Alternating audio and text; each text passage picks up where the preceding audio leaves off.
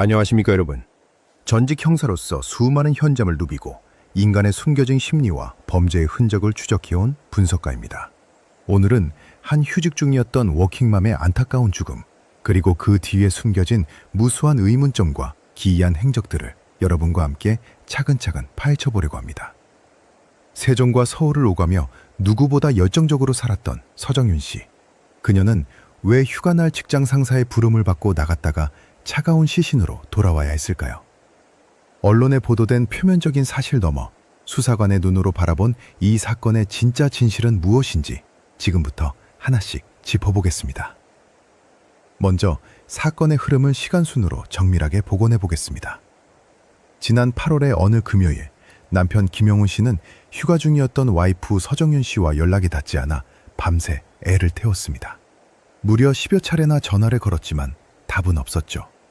그리고 다음 날인 토요일 아침 7시경 마침내 걸려온 전화 한 통. 하지만 수신기 넘어 들려온 소식은 절망적이었습니다. 정윤 씨가 회사 앞 주차장에 세워진 본인의 차 안에서 의식을 잃은 채 발견되어 병원으로 이송됐으나 끝내 숨졌다는 것이었습니다. 부검 결과 밝혀진 직접적인 사연은 뇌출혈. 그런데 정윤 씨를 병원으로 데려온 사람은 다름 아닌 그녀의 직장 상사인 최 부장이었습니다. 그는 사건 전날 휴가 중이던 정윤 씨를 회사 업무 인수궤도를 핑계로 불러낸 인물이기도 합니다. 경찰 조사를 받은 최 부장은 당일 귀가 조치되었으나 이튿날인 일요일 점심 무렵 청주의 한 모텔 5층에서 투신을 시도합니다. 짧은 휴지 조각에 사인과 직접적인 관련은 없지만 도의적 책임감 때문에 극단적 선택을 한다는 유서를 남긴 채 말이죠. 그러나 현장 CCTV와 디지털 증거가 말해주는 정황은 최 부장의 주장에서 완전히 벗어나고 있었습니다. 금요일 밤 10시경 최 부장의 아파트 엘리베이터. 의식을 잃고 베어프 상태인 정윤 씨를 최 부장이 진작처럼 끌고 나오는 모습이 포착됩니다. 새벽 2시경 지하 주차장으로 그녀를 끌고 내리려다 균형을 잃고 정윤 씨 위로 넘어지는 모습까지 그대로 찍혔습니다. 이후 새벽 2시 26분 최 부장은 정윤 씨의 차 뒷좌석에 그녀를 실은 채 아파트를 빠져나갑니다. 하지만 겨우 10분 거리에 있던 병원에 도착한 시간은 그로부터 4시간이나 지난 아침 6시 20분이었습니다.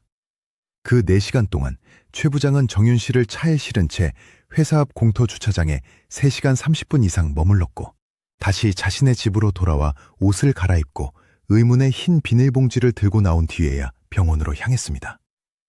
호스피털 도착 당시 정윤 씨는 하의 속옷을 착용하지 않은 상태였습니다.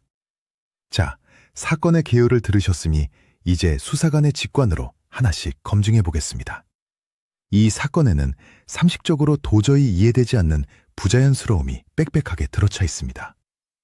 첫째, 술에 취해 잠들었다는 주장의 모순입니다. 최 부장은 사무실 일을 마치고 반주를 겸한 저녁을 먹은 뒤 집에서 인수궤도를 이어가다 정윤 씨가 화장실에서 토하고 나오지 않길래 술에 취해 잠든 줄 알았다고 진술했습니다. 잠깐만요. 여기서 우리가 따져봐야 할 확률과 사실이 있습니다. 부검 결과 숨진 정윤 씨의 바디에서는 알코올 성분이 거의 검출되지 않았습니다.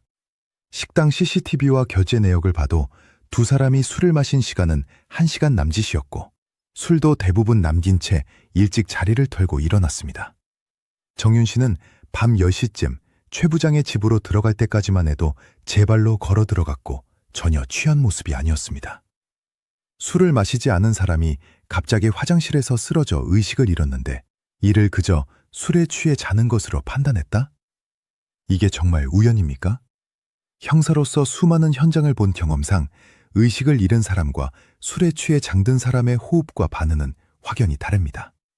상식적인 동료라면, 아니 일반적인 사람이라면 의식을 잃고 맨발로 쓰러진 사람을 보고 즉시 119에 신고하는 것이 당연한 수순입니다. 둘째, 4시간 동안의 미스터리한 행적입니다. 새벽 2시 20분경 아파트를 나선 최 부장이 향한 곳은 병원이 아닌 어두운 회사 앞 공터 주차장이었습니다. 거기서 3시간 30분 동안 머물렀습니다. 형사로서 생각해보면 이 대목이 가장 결정적인 의문점입니다. 골든타임이 서서히 흘러가고 있던 그 시간, 최 부장은 왜 병원이 아닌 컴컴한 공터에 차를 대고 있었을까요? 정윤 씨가 깨어나길 기다렸다는 그의 해명은 지극히 비논리적입니다. 의식을 잃은 부하 직원을 차 뒷좌석에 팽개쳐두고 어두운 공터에서 깨어나길 기다린다? 심지어 그는 아침 6시경 다시 집으로 돌아가 옷을 갈아입고 흰 비닐봉지에서 무언가를 꺼내 가방에 넣은 뒤에야 병원으로 출발했습니다. 왜 하필 그 타이밍에 집으로 돌아가 옷을 갈아입었을까요? 허스피털에 도착했을 때 정윤 씨의 속옷은 사라진 상태였습니다. 최 부장은 젖어서 벗겼다고 주장하지만 왜 속옷이 벗겨진 채 집이 아닌 차 뒷좌석에 방치되어 있었는지, 그리고 그 속옷과 봉지 안의 물건은 어디로 갔는지에 대해 명확한 설명을 내놓지 못하고 있습니다. 셋째, 정윤 씨의 휴대폰에 남아있는 알리바이 조작의 흔적입니다. 정윤 씨가 이미 사망했을 것으로 추정되는 시간, 그녀의 휴대폰으로 찍힌 3장의 검은 화면 사진이 발견되었습니다. 그리고 그 직후 최 부장은 옆에 누워있거나 같은 차에 타고 있던 정윤 씨에게 3차례 전화를 걸었습니다. 우연히 너무 많이 겹칩니다. 자신이 꽁차 안에 있으면서 상대방의 휴대폰으로 전화를 걸고 의식 없는 사람의 폰으로 의미 없는 사진이 찍혔다? 이는 전형적인 알리바이 만들기, 아수법입니다. 나는 그녀와 함께 있지 않았고 그녀에게 연락을 시도했으나 받지 않았다는 정황을 디지털 증거로 남기려 한 정황이 너무나 짙습니다. 게다가 최 부장의 휴대폰은 정윤 씨가 사망한 직후 거짓말처럼 사라졌습니다. 수사기관의 디지털 포렌식을 방해하기 위해 폐기했을 가능성을 배제할 수 없는 대목입니다. 자, 그럼 본론으로 들어가 보겠습니다. 우리는 이 사건을 단순히 한 남녀의 일탈이나 우발적 사고로만 바라봐서는 안 됩니다. 수사 기법과 조직 내 위계 구조라는 2가지 측면에서 사건을 조명해 볼 필요가 있습니다. 첫째, 경찰 수사 기법과 부실 초동 수사의 문제입니다. 사건 당일 경찰은 최 부장을 조사한 뒤 곧바로 집으로 돌려보냈습니다. 의식을 잃은 피해자를 4시간 동안 차에 방치했고 속옷이 사라진 상태였으며 CCTV에 강제로 끌고 내려오는 정황이 뻔히 찍혔음에도 신병을 확보하지 않았습니다. 그 결과 최 부장은 투신을 시도했고 수사는 지연되었으며 결정적 증거인 그의 휴대폰은 사라져버렸습니다. 초동 단계에서 현장 보존과 증거 확보, 그리고 피의자 신병 확보가 얼마나 중요한지 보여주는 씁쓸한 사례입니다. 디지털 증거, GPS, 주행 기록, 타임라인 분석가 없었다면 최 부장의 자는 줄 알았다는 거짓 진술에 사건이 묻혔을지도 모릅니다. 둘째, 직장 내 위계 관계와 가스라이팅의 위험성입니다. 최 부장 측은 2사람의 관계를 위력이나 강요가 없는 대등하고 이성적인 관계라고 주장합니다. 하지만 휴가 중인 직원, 그것도 육아와 업무를 병행하는 워킹맘을 밤중에 자신의 집으로 불러들여 업무 이야기를 하자고 한 것 자체가 이미 압도적인 직장 내 위계가 작용하고 있음을 보여줍니다. 서울에서 내려와 집에서 일을 봐야 하니 우리 집으로 오라는 상사의 요구를 과연 하급자가 단칼에 거절할 수 있었을까요? 직장 내 권력관계에서 비롯된 불평등한 위치가 피해자를 위험한 상황으로 몰아넣었고 결국 비극적인 결말로 이어지게 만든 근본 원인 중 하나입니다.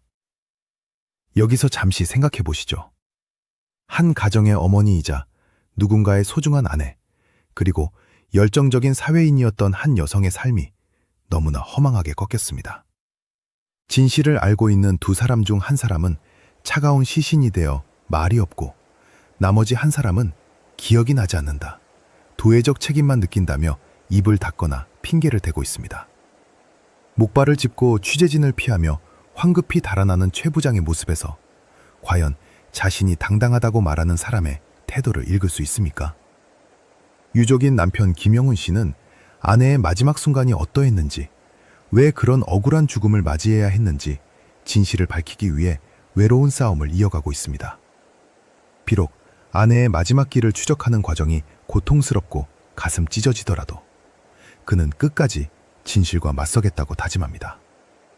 억울하게 쓰러져간 피해자의 디그니티, 존엄음을 되찾아주는 것, 그것은 오직 명명백백한 진실 규명을 통해서만 가능합니다. 술에 취해 자는 줄 알았다. 도의적 책임만 있다. 는 뻔한 거짓말 뒤에 숨어 법망을 피하려는 시도가 결코 통하지 않는다는 것을 수사기관과 우리 사회가 똑똑히 보여주어야 합니다. 솔직히 말씀드리겠습니다. 우리 사회에는 아직도 직장 내 위력에 눌려 목소리를 내지 못하고 억울한 사건에 휘말려도 진실이 묻혀버리는 일들이 너무나 많이 일어납니다. 이 사건 역시 우리가 지속적으로 관심을 갖지 않는다면 그저 흔한 남녀 간의 불상사 정도로 치부되어 잊혀질지도 모릅니다. 정윤 씨의 억울한 죽음의 진실이 끝까지 밝혀질 수 있도록 여러분의 뜨거운 관심과 목소리가 필요합니다. 오늘 다룬 사건에 대해 여러분은 어떻게 생각하십니까? 최 부장의 행적과 진술에 대해 느끼신 점이 있다면 댓글로 자유롭게 의견을 남겨주십시오. 여러분의 댓글 하나하나가 진실을 파헤치는 큰 힘이 됩니다. 오늘 영상이 유익하셨거나 이 사건이 잊혀지지 않길 원하신다면 구독과 좋아요, 알림 설정까지 부탁드립니다. 저는 다음에 더 날카롭고 깊이 있는 사건 분석으로 다시 찾아뵙겠습니다. 시청해주신 여러분, 고맙습니다.